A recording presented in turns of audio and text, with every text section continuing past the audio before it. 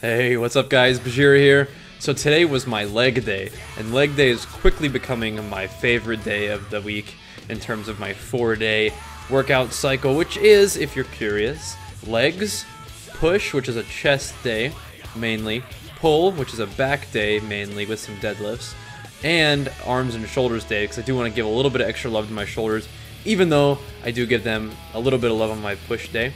And then sometimes, if I'm feeling like it, I will also do more of like a fun day, where I just get in the gym and do exercises that I like a lot of bench press, a lot of pull-ups, some curls, some extra shoulders, really just anything to just have a fun workout and give some of my sort of muscle groups that I think need some extra love, a little bit of that. So, but anyway, today was my leg day, and I start off this leg day just about the same as every other leg day with squats. So what I did to start is I usually do, 2 sets of the bar, 2 sets of 135, then I do 2 sets of 185, and then I do 2 sets of 205, and then I start to get to work on my working sets, which for me are still 225, which are just 245s in the bar, like you see here. When I'm doing my squats, things that I like to think about are keeping my butt back and my chest up, and keeping my my head pretty level, looking straight forward.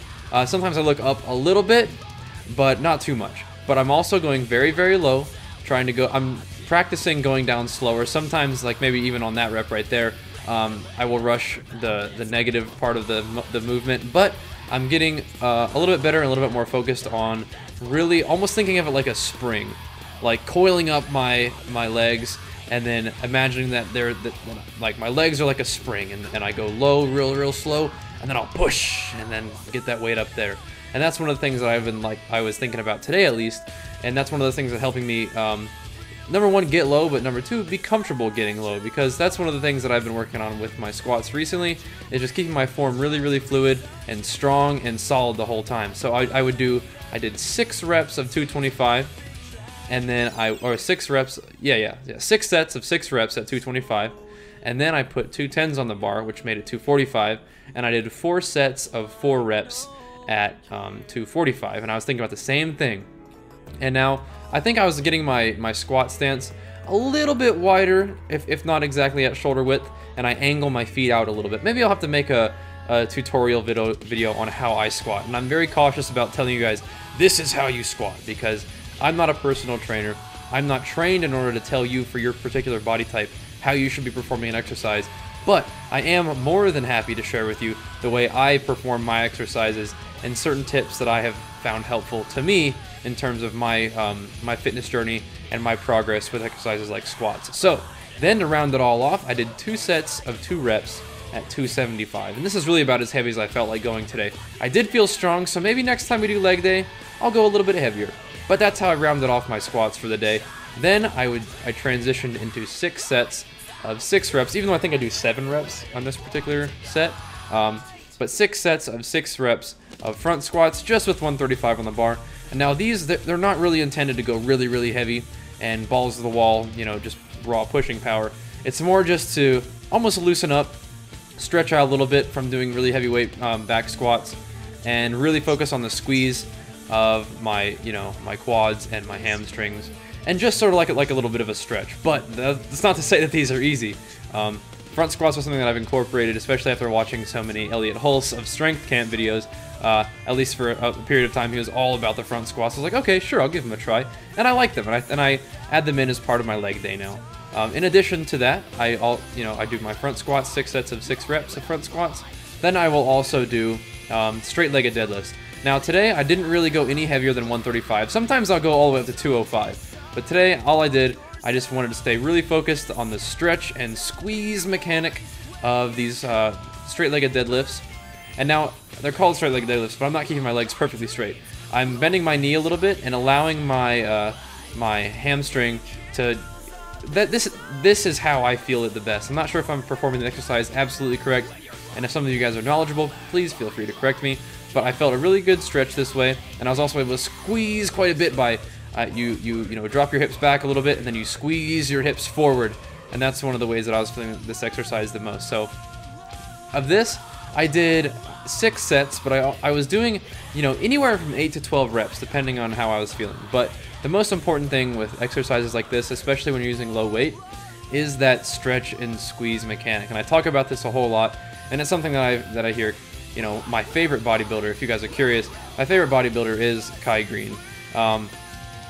And I really love the way that, you know, his philosophy towards lifting, his intensity is infectious, and he just seems like a really cool guy. And I like that his bodybuilding not only occurs in the way he, you know, performs his exercises, but also in the way he thinks, and that's something that I admire and am interested in emulating, because, you know, the intensity and the focus of working out is something, and the discipline is something I really enjoy, and that's something I enjoy about the bodybuilding lifestyle in general. But anyway, to transition, once I, you know, can get out from under that squat rack and I'm all done with doing the bar exercises, I go over to the leg press machine. Sometimes I'll do a 45-degree angle leg press when I'm at the other gym, but at this gym, this is what they got, so I'll do this. I will do, I think 10 reps. I'm not sure if it was either 8, yeah, I think it was 10 reps. I think I was doing only 310 right here because my legs were pretty tired. But it doesn't really matter, because leg presses, the weight that is actually showing in the numbers isn't really as important as just how heavy it, you know, it feels, because who knows what these machines actually mean. But regardless, I would do a weight that felt pretty difficult to do. At the 10th rep, I was pretty much done. And as you could see, when I was doing those, I was doing them, you know, pretty far down. I mean, I was getting still good extension, even though I was doing a leg press. You know, a little bit past 90 degrees. My legs were a little bit past 90 degrees when I was beginning. And then once I got done with my 10 reps of the leg press, I would do some calf raises. And what I've been doing recently, and this is what I almost prefer doing, I don't think doing these calf raises this way is as effective as using an actual calf machine. That sometimes people really like doing the calf machine where you're sitting down and you're locked in and you've got a pad on your on the top of your legs, and then you just squeeze with your calves. I don't like that one as much. What I like to do is I like to do a machine where you have pads on your shoulders and a little bit of an incline to step up on, and then you get a nice stretch and squeeze, but you're still standing up, so it feels a little bit more functional to me, and I like that a lot. And I've been doing that at my other gym that I go to. But as I've mentioned before in some of the comments, you know, I don't really film there because it's a lot more busy, and this gym is really chill. And so generally when I film here, and I like that. But that's fine. But anyway, I did 3. So the way I perform this little exercise is I will do it in 3s basically. So I'll do 3 sets back to back. I'll do the leg press, calves, leg press, calves, leg press, calves. I will take a short break, and then I will do that again. And so I will do three sets of 3 rotations, if you want to think of it that way. But I don't rest until I you know, have done those 3. So I'm not using super high weight when I'm doing the leg press, but it gets very difficult, and it's a nice change from squats because you really don't have to think much about your balance. All you have to do is push and squeeze as hard as you can, and that combination, I think, has helped me build my legs up quite a bit. Now, I'm not sure that my legs are looking the biggest they've ever looked, but that will have something to do with the way I'm dieting. I mean, not only does my diet cut out body fat, you may lose. I mean, I'm a purely natural bodybuilder here, purely natural athlete. So as I diet, I will probably lose a bit of muscle mass, but that's okay. Not a huge deal. It's part of the deal, and I understand. But another thing is that the way I'm dieting is I enjoy and I feel like I respond well to a low-carb diet. With the lack of carbohydrate will also come a lack of muscle glycogen. And since they're not all filled up with glycogen, which is a stored energy in your muscles, my muscles also will look a little bit more flat. So that's okay. It doesn't really bother me. I'm in there to work hard, and even if you don't feel your absolute best at the gym, it's one of the more fun challenges of bodybuilding, is to push past that, is to see what your body can do regardless of what your mind's telling you. And if you can do that, and if you can have an attitude of accepting that challenge willfully and sometimes even happily, then you're going to have a really fun time with your bodybuilding. But also, in order to diet effectively and still get my workouts in, I can go over really quickly some of the pre-workouts that I like to use.